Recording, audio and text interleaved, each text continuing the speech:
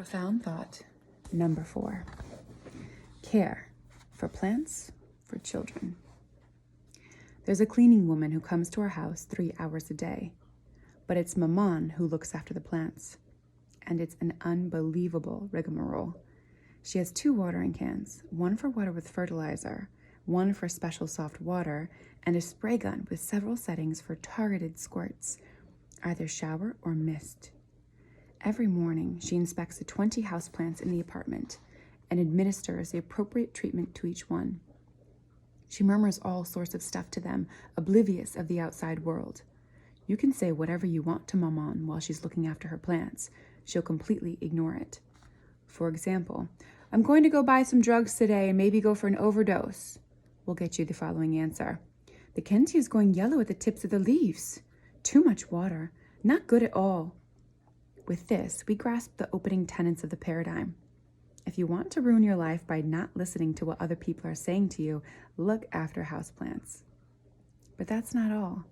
When Maman is squirting the water onto the plants, I can plainly see the hope that fills her.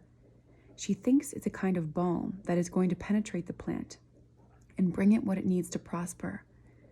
It's the same thing with a fertilizer, which she gives them by means of little sticks in the soil. In the mixture of potting soil, compost, sand, and turf she has made especially for each individual plant at the nursery over at the Porte d'Auteuil. So, Maman feeds her plants the way she feeds her children. Water and fertilizer for the Kentia, green beans and vitamin C for us. That's the heart of the paradigm. Concentrate on the object, convey all the nutritional elements from the outside to the inside, and as they make their way inside, it will cause the object to grow and prosper. A little psht on its leaves, and there's the plant ready to go out into the world. You look at it with a mixture of anxiety and hope. You know how fragile life can be. You worry about accidents, but at the same time, you're satisfied with the knowledge that you've done what you were supposed to do. You've played your nurturing role. You feel reassured, and for a time, things feel safe. That's how Maman views life.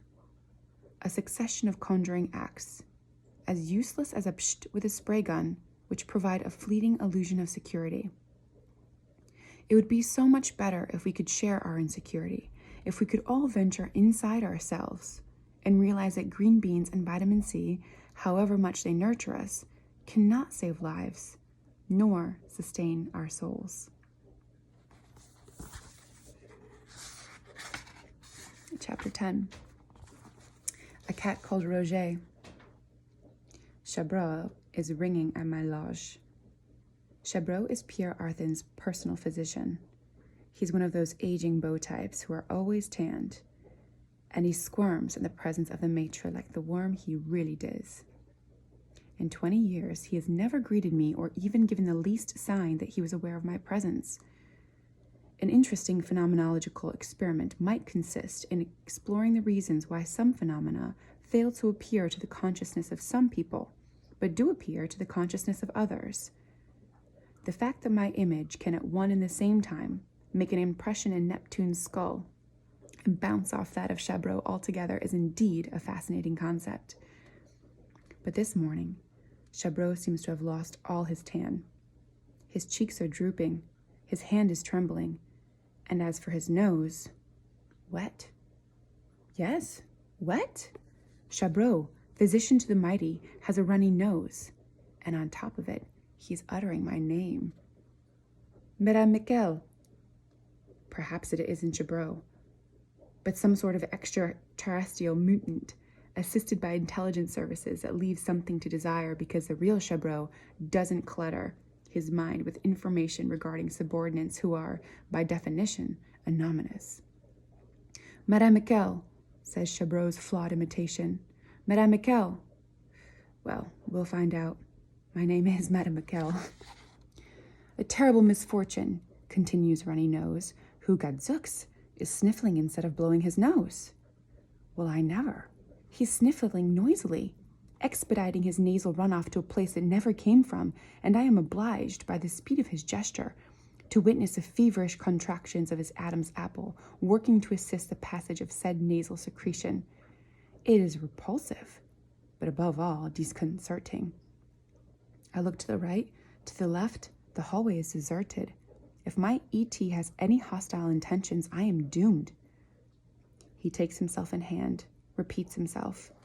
A terrible misfortune. Yes, a terrible misfortune. Monsieur Arthins is dying. Dying? Actually dying? Actually dying, Madame Miquel. Actually dying. He has 48 hours left to live. But I saw him yesterday morning. He was as fit as a fiddle. I am stunned. Alas, madame, alas. When the heart gives way, it's like a bolt from the blue. In the morning, you're hopping around like a mountain goat, and in the evening, you're in your tomb. Is he going to die at home? He's not going to the hospital? Oh, Madame Miquel, exclaims Chabrol, looking at me with the same expression as Neptune when he's on his leash.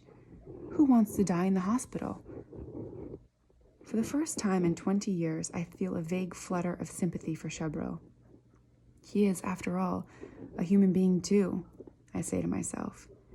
And in the end, we are all alike. Madame Miquel, he says again, and I'm astounded by this profusion of Madame Miquels after 20 years of nothing. A great many people will no doubt want to see the maître before... He does not want to see anyone, with the exception of his nephew Paul. Would you be so good as to send the importunate boors on their way? I am torn. I realize that, as usual, my presence has only been acknowledged for the purpose of giving me a task to do. But then again, I concede, that is why I'm here. I have also noticed that Chabrol speaks in a manner that I find absolutely enthralling. Would you be so good as to send the importunate boors on their way? And this troubles me. I do like this archaic polite usage. I am a complete slave to vocabulary. I ought to have named my cat Roger. This fellow might be a nuisance, but his language is delectable. And finally, who wants to die in the hospital? Asked the aging beau. No one. Not Pierre Arthins, nor Chabrol, nor Lucien, or I. Chabrol, with his harmless question, has made us all human. I shall do what I can, I say, but I cannot pursue them into the stairway either. No, he says, but you can discourage them. Tell them the maître has locked his door. And he gives me a strange look. I must be careful. I must be very careful.